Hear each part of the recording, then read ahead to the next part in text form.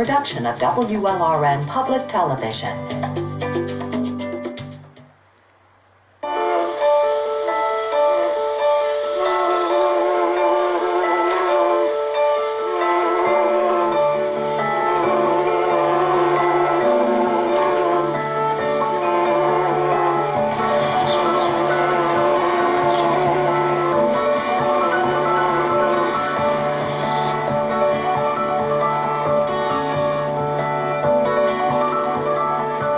I started beekeeping because I wanted to have a connection with nature, with my food, with the earth, with what was growing on naturally.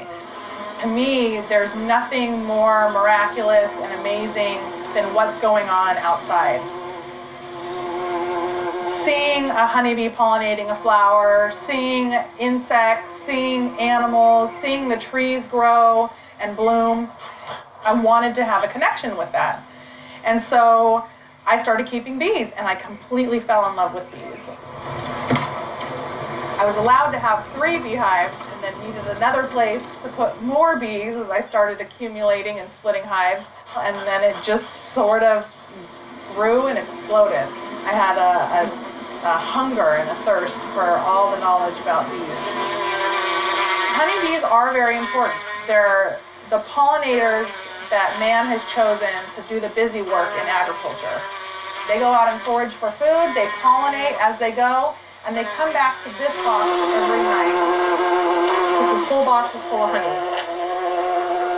And that's what most backyard beekeepers want, is a nice honey harvest. Right now, we're every other Saturday actively teaching backyard beekeeping and advanced beekeeping.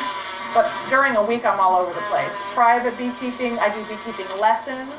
People pay me to come out and help them with their beehives to manage their colonies.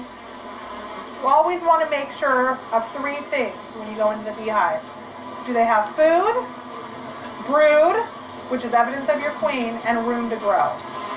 These are really, really trendy right now. You see on the cover of Time magazine, you're seeing in the news, you're seeing in the newspaper, everywhere people are talking about the problems that honeybees are facing.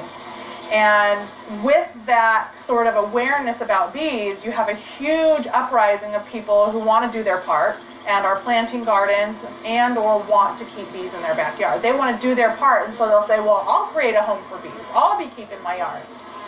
We have a lot of surveys coming back that are saying how the bees are dying and we're having all these problems. And it's true, it's much harder to be a beekeeper now than it was like in the 1970s when kind of all these things started. We have varroa mites, we have American foul brood, we have all these viruses that come from those varroa mites, we have chalk brood, we have all these kinds of diseases and pests that really make it harder to be a beekeeper. So you kind of have to include all these things that can really affect the beehive. You guys have a smoker, right? Start on that bench with that single nuke. The smoke does a couple of different things. We smoke the hive, and it makes the bees gorge on honey and nectar inside.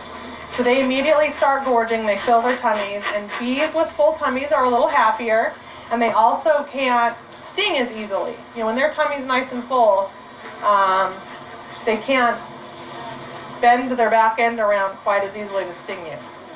Doesn't mean you won't get stung, but it definitely calms them down in that way because it makes them nice and full. Backyard beekeeping really came into play in 2012. Basically what it does is it allows a beekeeper to keep a beehive on their property. So with that being said, we've had a huge increase of beekeepers throughout the state that are registered. We're up to 4,000 beekeepers now. And 10 years ago we had 650. So while the bees might be having an issue, we're having more beekeepers, we're having more hives. We're up to about 450,000 hives in the state of Florida. We're the 5th in the nation when it comes to honey production. We go to about 23, 27 states each year. So we're sending out permits to all these different places for apples, berries, almonds, of course. A lot of these hobbyists will tell me, oh, Caitlin, I only want 3 hives. I'm not going to have any more than that. I come back next year, they have 20. I come back the year after that, they have 50. They keep going because they find out they love it. I've had multiple beekeepers quit their full-time jobs and become a full-time commercial beekeeper. giving somebody or selling somebody a box that can have up to 100,000 bees in it at any one given time, that comes with a lot of responsibility. This is a box full of stinging insects. And so in order to sort of feel like we're doing our part in being responsible, it's important that when you encourage people to have boxes of free-flying, come-as-they-go, stinging insects in their backyard, that you're helping them to do it safely. When I open the beehive, nothing else matters. I am super focused on what's going on, and I think that my heart rate evens out. If I'm having a stressful day, all of that melts away, and the only thing that matters is what's going on inside of the hive. And so I have sort of grounded myself. It's very meditative for me, and so it's changed me on a personal level because I have much more peace when I'm actually working bees. The bees start working from the time the sun comes up till the time the sun goes down. And so, you know, I do tell people it's a good thing the sun goes down, otherwise my kids might never see me.